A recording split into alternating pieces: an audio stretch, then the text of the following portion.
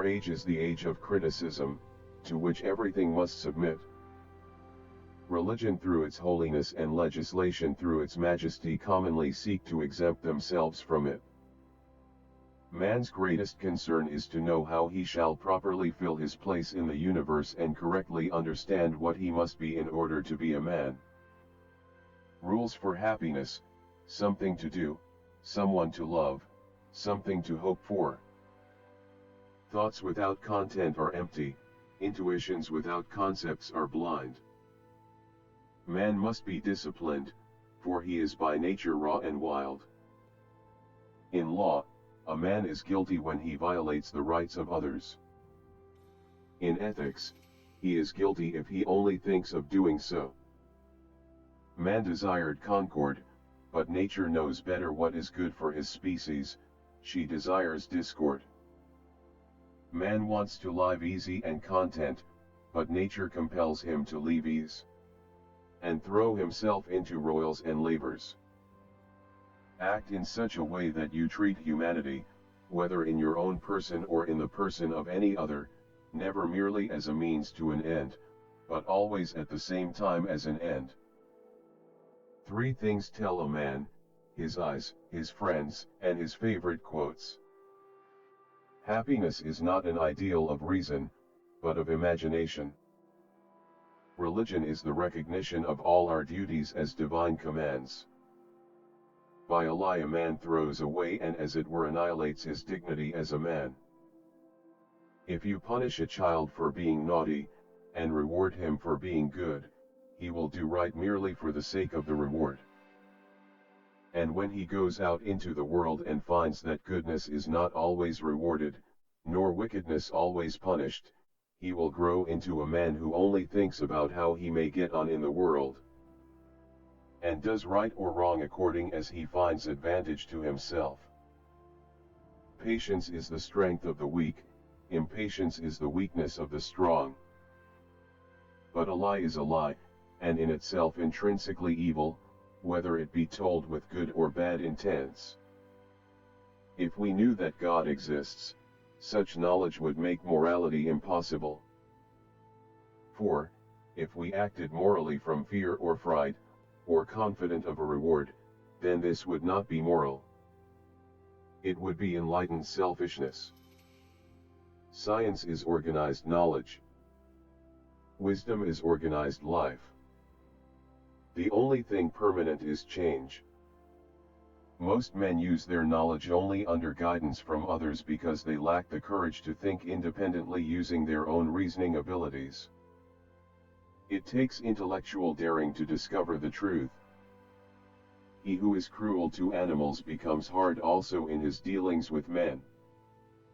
We can judge the heart of a man by his treatment of animals. Perpetual peace is only found in the graveyard. Enlightenment is man's leaving his self-caused immaturity. Immaturity is the incapacity to use one's intelligence without the guidance of another. Such immaturity is self-caused if it is not caused by lack of intelligence, but by lack of determination and courage to use one's intelligence without being guided by another. Sapra Ode. Have the courage to use your own intelligence. Is therefore the motto of the Enlightenment. Give a man everything he wants, and at that moment everything is not everything. 2 things fill the mind with ever new and increasing admiration and awe: the oftener and more steadily we reflect on them, the starry heavens above me and the moral law within me. The bad thing of war is, that it makes more evil people than it can take away. It is never too late to become reasonable and wise. In law a man is guilty when he violates the rights of others. In ethics he is guilty if he only thinks of doing so. Live your life as though your every act were to become a universal law. There are 2 things that don't have to mean anything: one is music and the other is laughter. The wise man can change his mind, the stubborn one, never. Laziness and cowardice explain why so many men remain under a lifelong tutelage, and why it is so easy for some men to set themselves up as the guardians of all the rest. If I have a book which understands for me, a pastor who has a conscience for me, a doctor who decides my diet, I need not trouble myself. If I am willing to pay, I need not think. Others will do it for me. The two great dividers are religion and language. Heaven has given human beings three things to balance the odds of life: hope, sleep, and laughter. Experience without theory is blind, but theory without experience is mere intellectual play. Morality is not properly the doctrine of how we may make ourselves happy, but how we may make ourselves worthy of happiness. The human heart refuses to believe in a universe without a purpose. Maturity is having the courage to use one's own intelligence. Genius is the ability to independently arrive at and understand concepts that would normally have to be taught by another person. Every man is to be respected as an absolute end in himself, and it is a crime against the dignity that belongs to him as a human being, to use him as a mere means for some external purpose. Immaturity is the incapacity to use one's intelligence without the guidance of another. When I could have used a wife, I could not support one, and when I could support one, I no longer needed any. Marriage is the union of two people of different sexes with a view to the mutual possession of each other's sexual attributes for the duration of their lives. Two things strike me dumb: the infinite starry heavens, and the sense of right and wrong in man. Riches ennoble a man's circumstances, but not himself. Suicide is not abominable because God prohibits it, God prohibits it because it is abominable. It is not God's will merely that we should be happy, but that we should make ourselves happy. Human beings are never to be treated as a means but always as ends. Give me matter, and I will construct a world out of it. The business of philosophy is not to give rules, but to analyze the private judgments of common reason. Aristotle can be regarded as the father of logic. But his logic is too scholastic, full of subtleties, and fundamentally has not been of much value to the human understanding.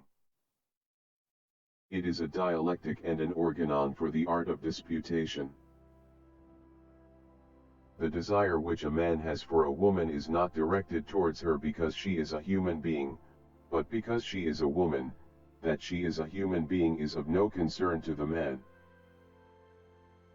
Only her sex is the object of his desires.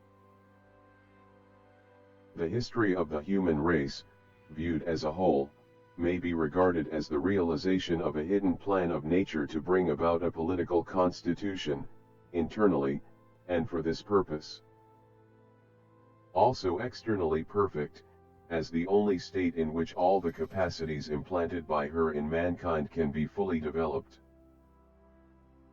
Nature has willed that man should, by himself, produce everything that goes beyond the mechanical ordering of his animal existence, and that he should partake of no other happiness or perfection than that which he himself, independently of instinct, has created by his own reason.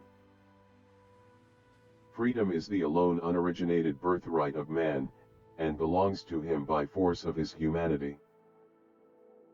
Deaths, births, and marriages, considering how much they are separately dependent on the freedom of the human will, should seem to be subject to no law according to which any calculation could be made beforehand of their amount.